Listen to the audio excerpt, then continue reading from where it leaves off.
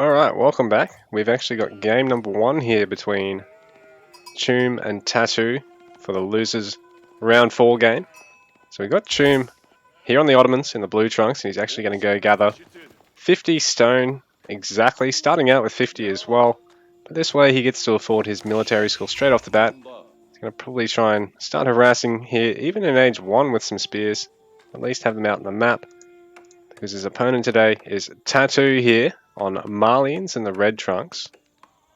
So, being Marlians, he's going to gather a little bit of extra wood here in order to be able to produce a couple of more houses and get that extra gold trickle on the pit mine. So he'll be looking to probably harass with warrior scouts to start with. So we're actually here in the series that's going to decide who bows out in 4th place in this tournament, with the winner going on to play in the losers final, and the winner of that will go through to the grand final. So Choom, with the military school, at least this is going to mean, even if he doesn't opt to harass with the spears instantly, and I mean he's probably going to want to try and at least cut down this gold gen, he can at least have the spears at home to defend against the warrior scouts. Because Marlian's the only civ in the game that can just upgrade their regular scout cavalry into being a warrior scout, reaping the extra damage that comes with that, so they can fulfill a niche that the horseman often fulfills with being able to harass. And these guys are actually cheaper. On top of that, it's quite common to see players going for the professional scouts upgrade, so they can carry as many of these deer back at home. But the beauty is you can actually carry enemy deer back home and really ruin a good day. Like for Choom, for instance, this would be a really nice spot to go for a town center, and then just, try and use the scout to actually push all these huntables directly around it and pick them off for the villagers as he's building it. And you could even have it right next to the gold mine and have 2 hunts worth of food there. So particularly for a civ like Abbasid, you probably see that sort of style of play. Ottomans, you may still see a second town center opening, but I don't know if it's as guaranteed as it is with a civ like Abbasid or Chinese, for instance. In a civ like Mongols, it's a bit of a stretch to see 2 town center play on such a map like this, where it's all land and there isn't a huge amount of rush distance between our players. In fact, Choom possibly could get in here just as this trade network was going up, but he's making the more safe pick because Tattoo's only opting to go for 4 houses. You'll often see 5 or 6 as well, but that does delay this age up slightly because you've actually got to gather a little bit more wood in order to fit those houses in, so your food income is a little bit slower. But then you really pay it off by having the extra gold trickle, so that also comes into play for being able to then get all the feudal age upgrades you want, and then also being able to get a castle age or produce sofa. Although knowing that your opponent's likely to have early spears out, you'll probably see very sparing use of the sofa. So Choom just deciding against placing this house around the military school, because this way he can place another one next to it and then put a blacksmith in front and empower both of those and leave space for potentially even going to a 3rd military school, because you can access only 1 in age 1, you can access 2 at age 2, and then you can also get military campus to access a 3rd military school. Go for Trin Minaret Madris. So this actually will produce berry bushes that harvest extra quickly, because Ottoman don't actually have the berries gather rate boost that, say, Delhi or Abbasid have, and they also can't take the boar and get the food out of that like Abbasid or Delhi as such. But on the plus side, this will actually give them even quicker gather rate from berry sources and an infinite source over either of those civs. So Warrior Scout's already researched here for Tattoo, and he's actually got this Saharan trade network here.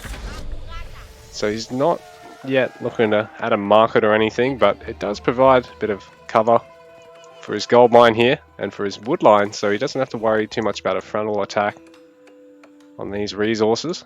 Though you could obviously try and hit the wood line from behind there and try and lock him off from going for the berries at all.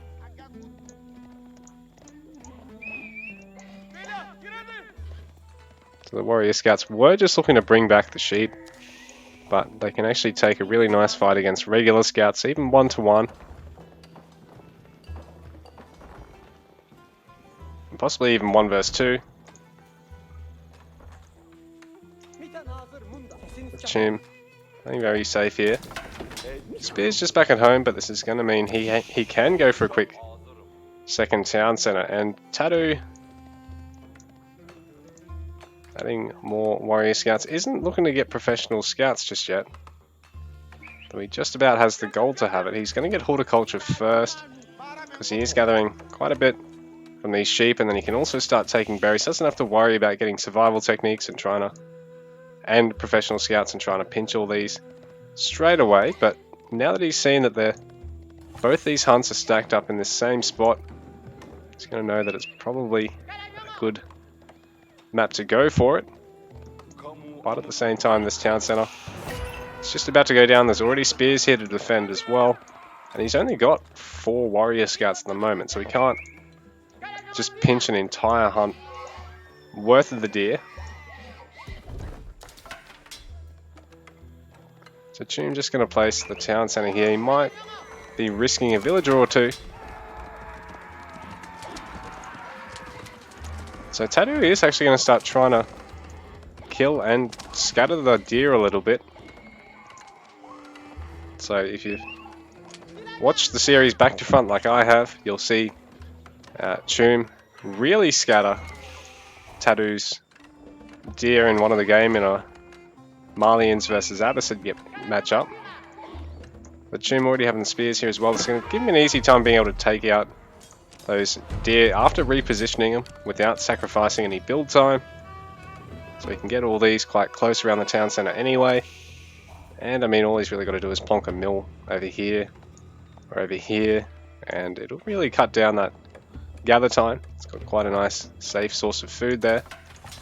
So no professional scouts for Tattoo. Instead, just holding on to that gold while also producing some cattle here. So he is going to get a pair of ranches. So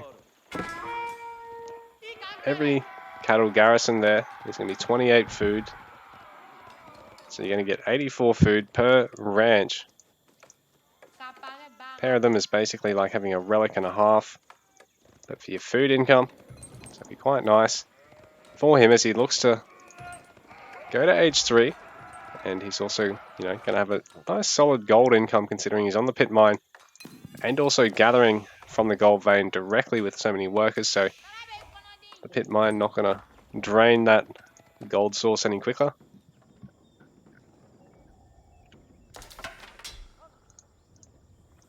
So Tattoo just keeping his opponent on his toes. Chum opting for a tower, but he's only going to have 1 villager building it. So it is going to take longer with only 1 vill, but it's also going to mean that there is a lot less actual gather time lost to get it built, because there is diminishing returns on having multiple villagers on a building.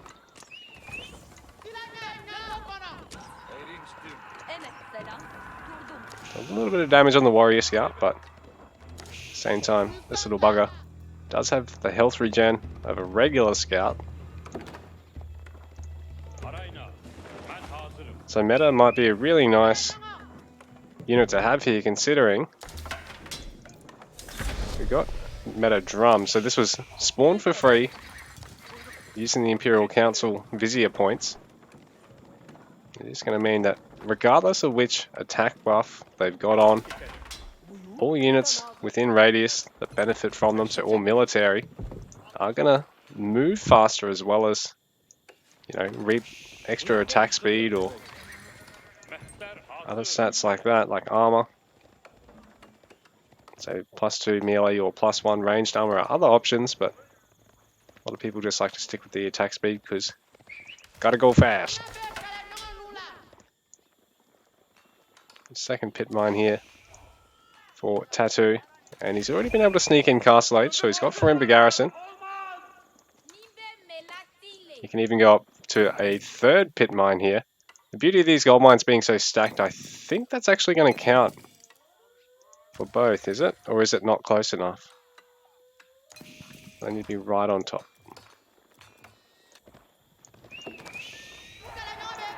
Because if they need to be right on top of that, actually is going to be a bit of a pain in the ass, because then he can really not make any use of a building's worth of space there, if that's the case.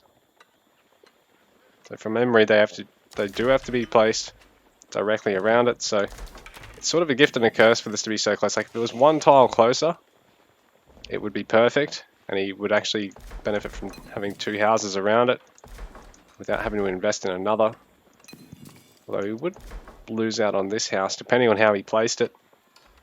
He could always have this shifted back one row, and he'd have three houses worth of benefit out of that second gold mine there for free, basically.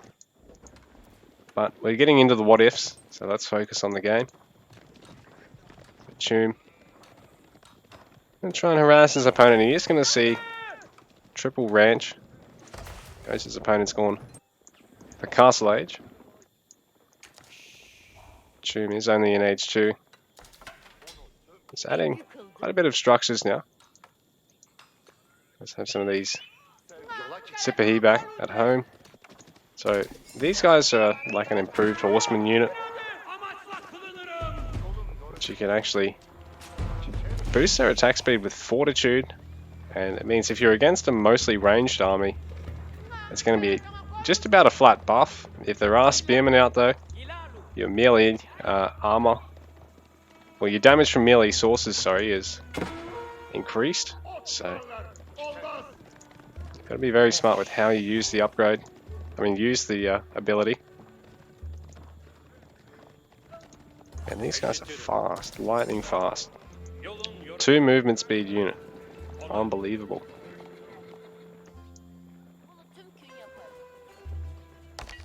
So, Jousting, not aging up yet, but he's adding another blacksmith.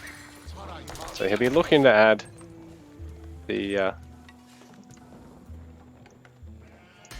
Siege Academy building, which can produce mangonels and trebuchets for free. Plus, he's getting another military school because he has opted for military campus as his second Vizier power.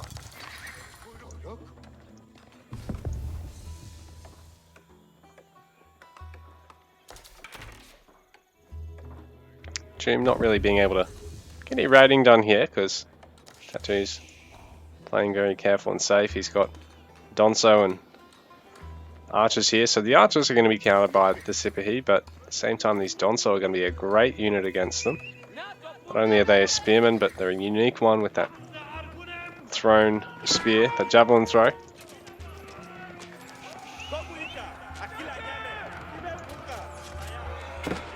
But even having this ball of archers, with that many Donso around, Jousting can't really engage on them, so Tattoo's archers able to get a lot of damage done, but at the same time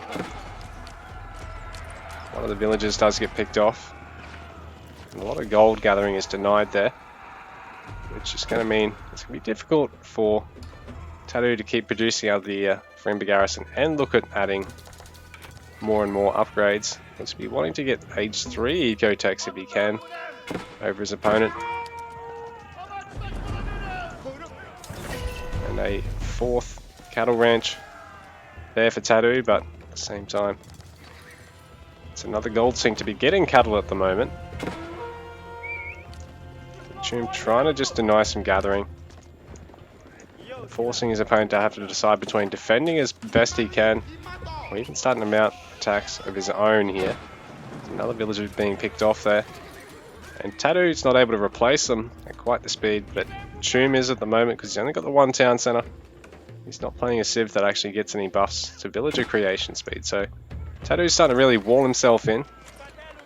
It's better safe than sorry here, but he's also got some archers pre-placed on that wood line, so he'll be able to pick off all the Sipahi there.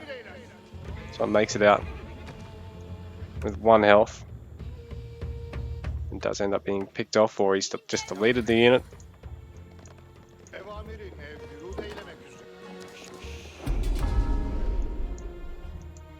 So Tattoo's actually trying to get some relics here. Where is his moss? So he's actually picked up 2. He's picking up a 3rd and a 4th, and the 3rd is going to be pretty safe. The 4th, well, possibly, considering Jousting's a little bit slow to prevent this. So Tattoo's going to try and attack his opponent now. Put some real pressure on. Because it has been a pretty passive first 15 minutes this game. Other players have been really wanting to overcommit. Jousting has got an age 3 by now, so he has added the Imperial Armory. Or Imperial Academy, sorry.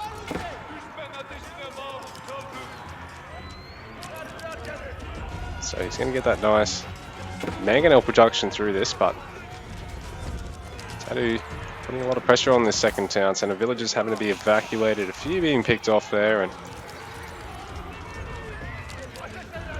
it's a huge archer ball here for Tattoo, although while he does have veteran archer, he doesn't have poison yet. He hasn't got a huge number of sofa, but one of them was able to pick off more villagers there, so that's nice for him. So Jousting is on 70 and 40, while Tattoo is on 45 and 55. Tattoo, a much bigger army. Obviously, Malians don't have a huge amount of heavy armor units, and the heavy armor cavalry is essentially a lighter unit than that of the other civs. So Tattoo's going to want to get a bit of damage done here. And even though he has 4 out of 5 relics at the moment, and does have a really nice gold bank, he's actually going to have to keep gathering the other resources. Start making sure that he's getting good time on his upgrades. He's already got ranged armor 1 and 2. For Jousting, it's the only armory upgrade he's actually invested in at all so far, and he's bought 2 of them.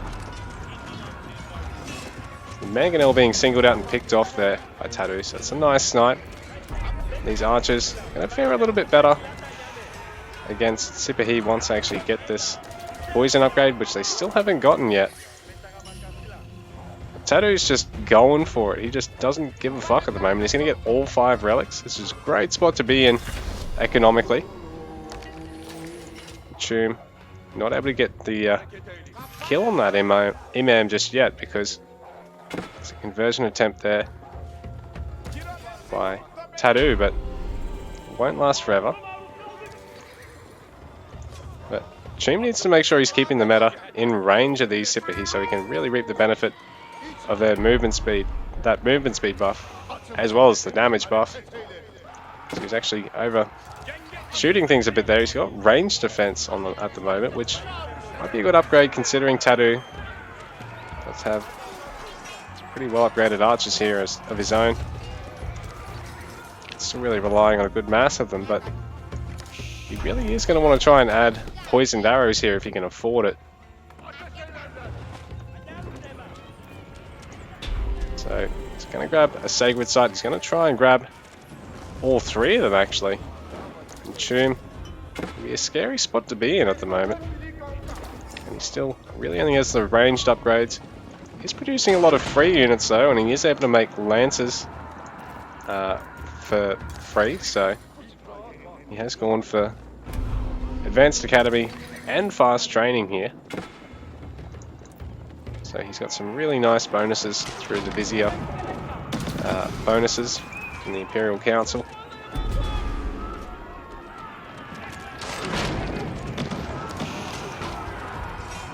And these mangonels are going to deal a lot of damage to the archers right now, so Tattoo's trying to split them up as best he can.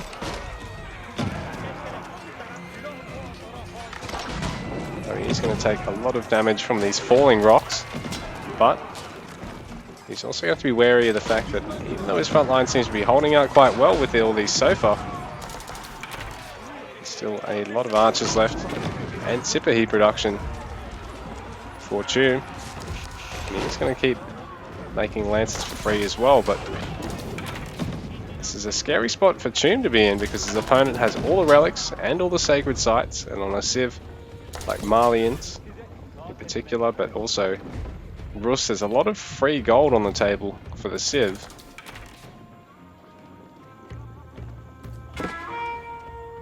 HRE would be another one because of their nice boost to the relics, but it looks as though Tomb, what are you looking to try and clean up all these sacred sites as best he can? Tattoo just hiding that imam down there because at one stage he may look at just being able to bring it back up once Tomb clears out of here, because that Lancer will kill him very quickly. Although Tomb's going to try and actually put a more forward layer of walls up.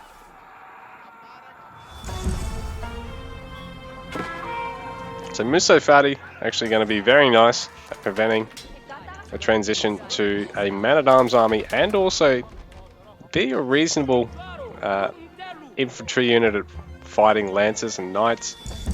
Not as good as spears in terms of cost efficiency, but still, I think it's a pretty even trade actually. It's an anti-armor specialist, but knights and lancers anti-infantry specialists. So a mix of Musafati Spear, or Musafati Donso, sorry, ends up really trading quite well into Spear and Lancer.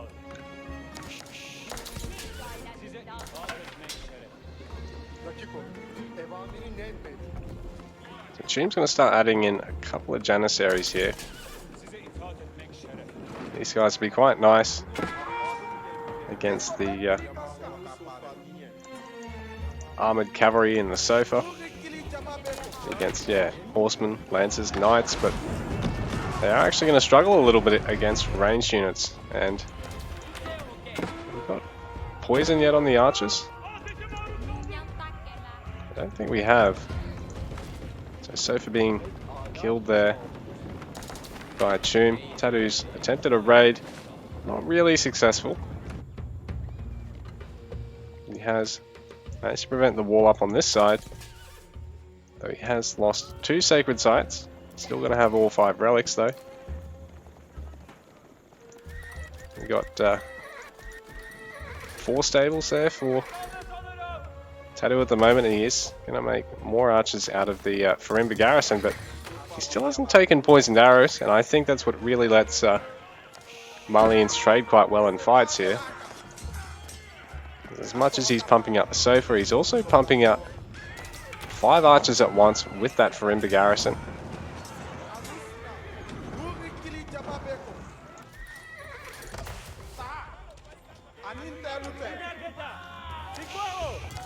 Super Heat going down there. Tomb's going to try and wall this off and multi-market it, but he needs to be able to clear out this force first. So he's got all these buildings placed down, but that's a fairly big wood and stone commitment. He may have to look at changing things up here. At the same time, I'm pretty confident that he can defend this. He's got a lot of mangonels at the moment. Archers and Janissaries mix. Actually having to tank the melee front line of Tattoos on their own there, because the spears just wanted to do the best job they can at actually defending the mangonels, which are raining fire on Tattoo at the moment. So Tomb, it's a really nice fight for him. And he is going to sneak the villagers around to actually go for the keep regardless, even though they're behind enemy lines at the moment, and there's a lot of forces here for Tattoo ready to clean this up.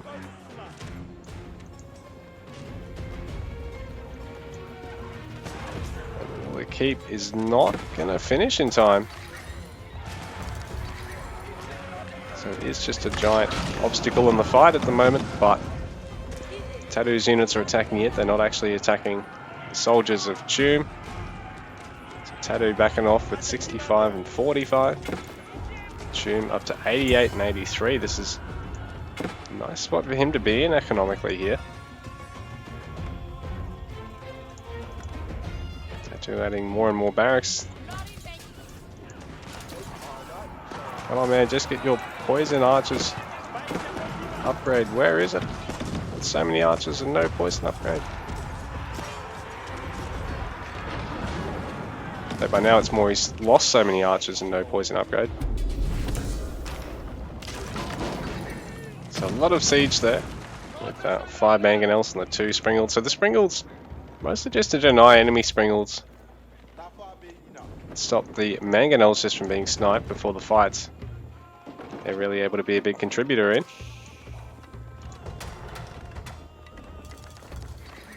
So Tattoo actually going for a mid-map keep here, which is nice because he gets control of all these resources as well as probably look at holding down the sacred site.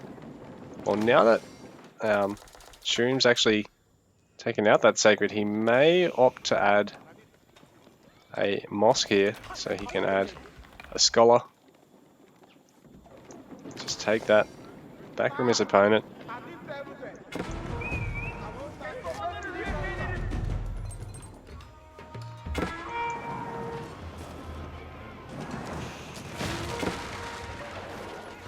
So safe for sneaking in. The archer's able to pick off 1, but they are going to need support from some melee or from some janissaries here.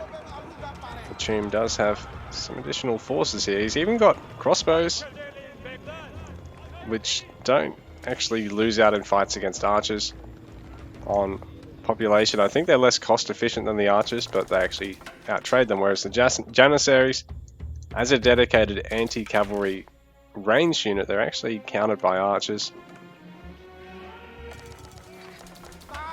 And it looks as though there's a gap here. Oh no, Chim's put that on. Yeah, I don't think he's actually finished that, so Tattoo's going to go for the gate here anyway. Take out quite a significant segment of that wall. Chim cleaning up. A little bit of raiding being done here by Tattoo because that wall off not quite finished yet. He's got a nice full length of the map wall off here. We can really start booming with traders here. Tattoo also going for traders at the moment.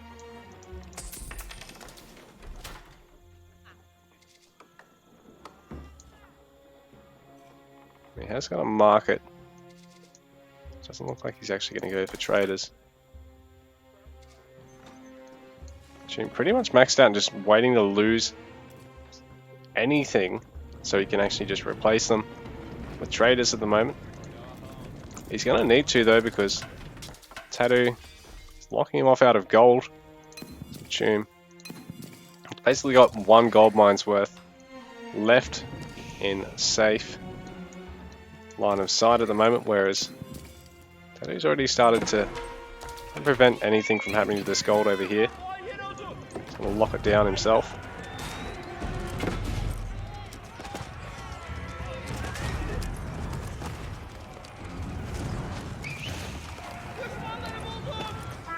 Houses preemptively set up around the pit mine here, and this is also going to slow down Tomb pushing in anyway. I mean, Tattoo pushing. Sorry, yeah, Tomb pushing in anywhere over here. But Tattoo is main force over here, killing a bunch of cavalry. Well, he is also going to raid Tomb at the moment. So, how many pit mines we actually got? 1, 2, 3. So, yeah, those houses around that large mine, not yet actually contributing to generating any gold, but it is going to mean that Tattoo is going to have to replace them. It's currently population capped and opting to put them down over here again. This is a nice raiding force for Tattoo because it does keep Tomb very busy, but at the same time you have to keep running now. There's a lot of janissaries. So these guys are going to hit quite hard against those cavalry. Few villages being under threat. And meanwhile, Tattoo pushing forward, trying to take some fights against Tomb, but he's mostly just got archers here at the moment, and he still is reluctant to get that poison arrows upgrade. So he's even got a range there, but he's just not taking it. Has he just forgotten about it completely, perhaps? So that's what really lets a Civ that doesn't have access to H3 crossbows compete with the Civs that do, in terms of the strength of their ranged backline. This is a nice timing for the trebuchets here. For Tattoo, he's already able to prevent this keep of Joutes from finishing without taking substantial damage. There's already a pair of Springles there for Joutes, but doesn't want to overextend with those just yet. Caravans, Eco starting up for Joutes. A nice 100 gold trip that they'll be able to make.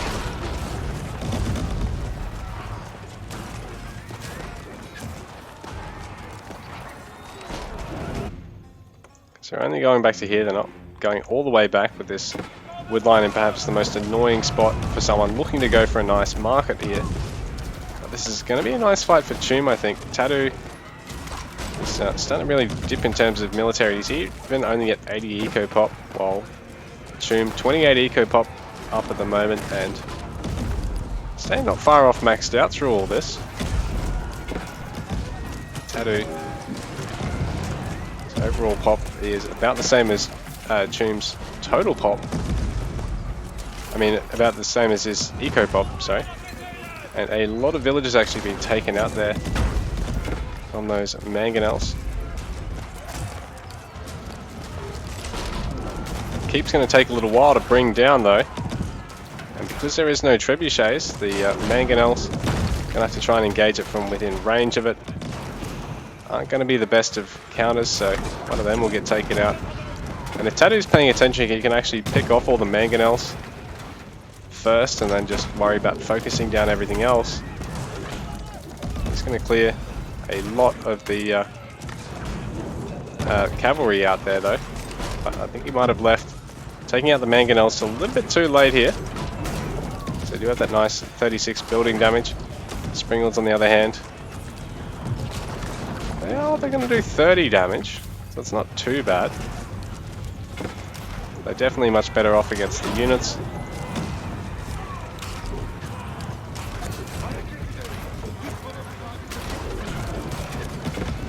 Which is being able to repair for Tattoo here, so Joutes, even though he's up in score and this has been a nice push so far, he's ultimately going to be forced back. Tattoo on 80 and 30. Joutes on 119 and 42, so he is in the stage where he can bleed off a little bit more military here and there, go up to that magical 135 to 140 eco pop, where you can pretty much afford to just shit out your most expensive units for the remaining 60 to 65 pop more or less constantly.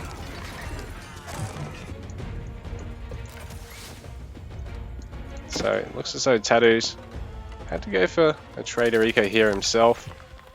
And with both our players having these wood lines like this, they've opted for fairly short market lines. They could obviously go to the back of the map here, but it just means having to control this region.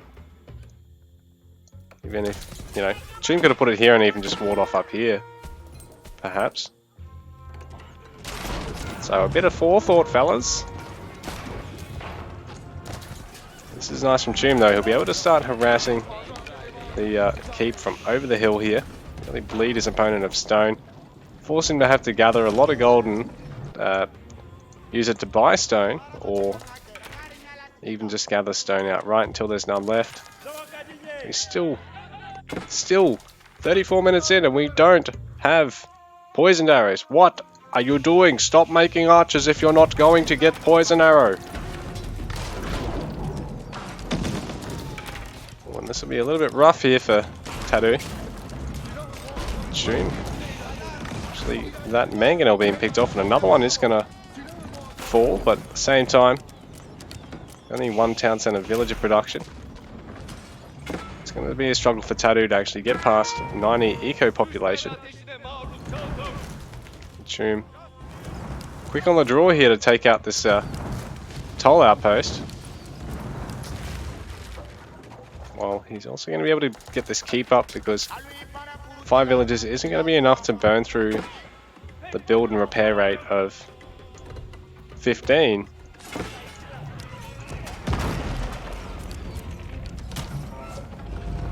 More trebuchets here in action for Tomb, but at the same time, Tattoo looking to try and take a nice fight here.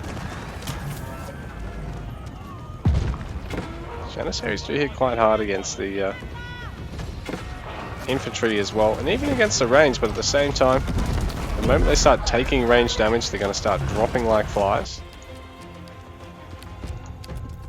Looks like Tomb's managed to seize a bit of gold for himself.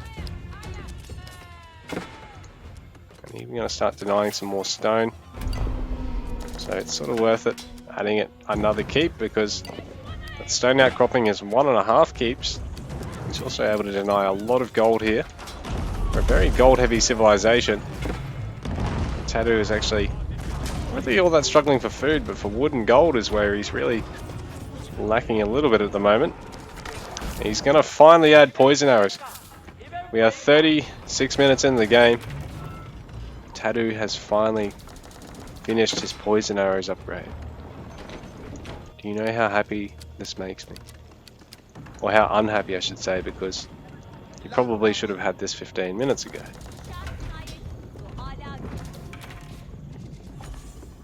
He's doing alright. Has he got it in him to close the score lead? Stream has had a commanding economic lead through much of this game, even with Tattoo being able to snatch up all 5 relics and maintain control of 1 sacred site, have some control of the others, but now things are even. We've got player 2 neutral and player 1 sacreds.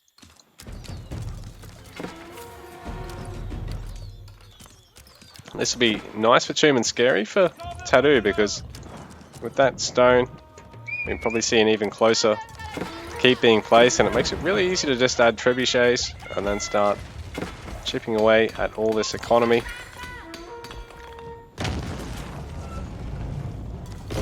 More villages being taken out there and more structures at risk. So Tomb trying to raid the eco. Just going to try and focus down caravans and villages here, and then back out as soon as these Donso rock up. Tattoo at 83 and 88 at the moment. Tomb on 54 and 46. So Tomb's not actually looking to go for a head-on fight at the moment. He's just going to be harassing around the place, taking some map control. Just trying to starve his opponent out because he knows he's got that eco lead. But this is going to mean Tattoo is going to have a much bigger army, going to be able to engage. Will take much more favourable engagements if he can manage to take the engagements before his opponent starts pushing into him. A little bit of siege here, or at least with some forward keeps.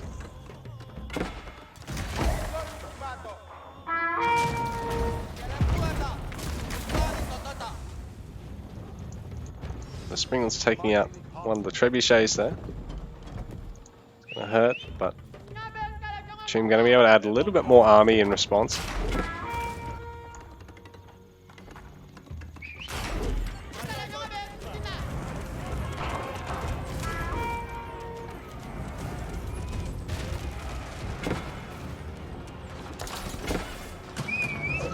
This many Springals is going to be really good for Tattoo, because it's going to put a lot of pressure on Tomb to get his trebuchets out.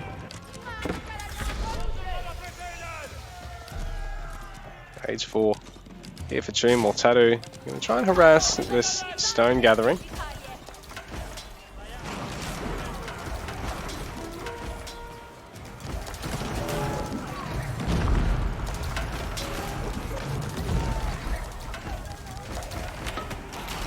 So we're even seeing Springalds be stutter stepped here.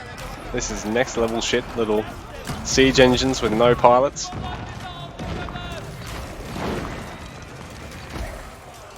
Now the archer's also going to have a little bit more damage with that poison arrow, but at the same time, we need to be able to kite to really get the most benefit out of that.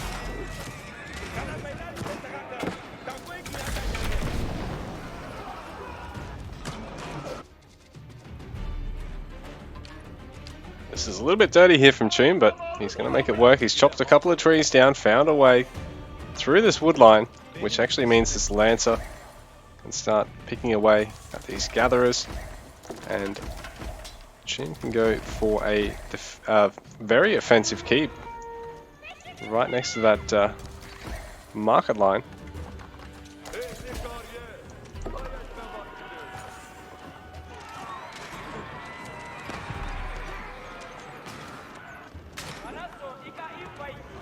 So even with a much larger army there, things not really working out for Tattoo. Have to continue his push into Tomb, and while this is going on, these villagers, a couple of Donso aren't quite enough to stop this keep from going up. So he's going to have to try and buy a bit of stone so he can get both Springald and Cannon in placement. The walls are coming down here. The Tattoo at the moment is just being picked apart across the map. Choom, with this harassing at the back of his opponent's base, is painful to deal with, while there is also a big raid going on. I don't know if there's really much in the way of a standing army here. Tattoo, so Choom takes game number 1.